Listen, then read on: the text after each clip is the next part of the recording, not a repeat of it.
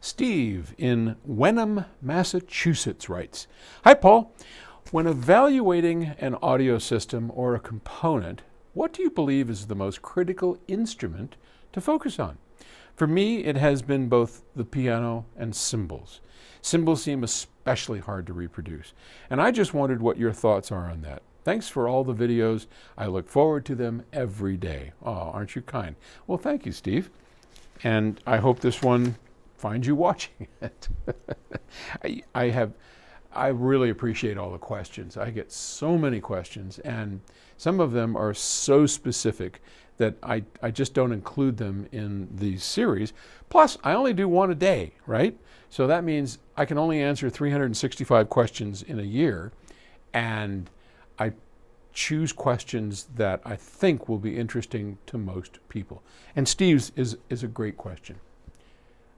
I find a combination of things, as does Steve, but my go-to is the human voice every single time.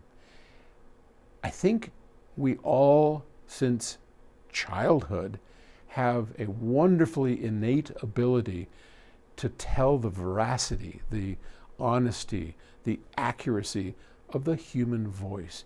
And it's hard to get it right. It's hard to believe when you close your eyes that person is in the room with you, which is one of our big goals in high-end audio. We really want that.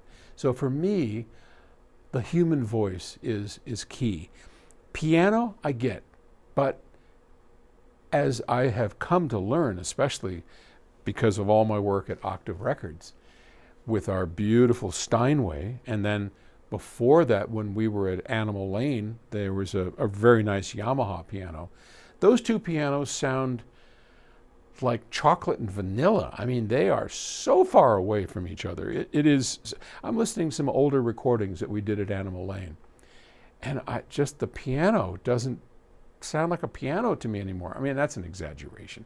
Obviously, it sounds like a piano, but Jessica Carson, our executive producer, both of us looked at each other and said, "What's wrong with that piano?" And we discovered after a while we'd gotten so used to the sound, the beautiful sound of the Steinway that we have at Octave Records, that's become our standard. That's what we look for. But I'm only going to get that when we record it at Octave Studios. So it's that combination of that Steinway in that room with that microphone, all of that.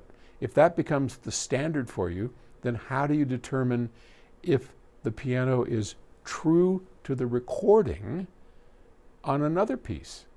Kind of hard. But voice, violin, trumpet, voice for me, yeah, that's the one thing that is really tough to get right and really easy to discern when you do. So, all right, Steve, thanks for the question, and thanks for being part of our community. I appreciate all of you. Thank you. Bye.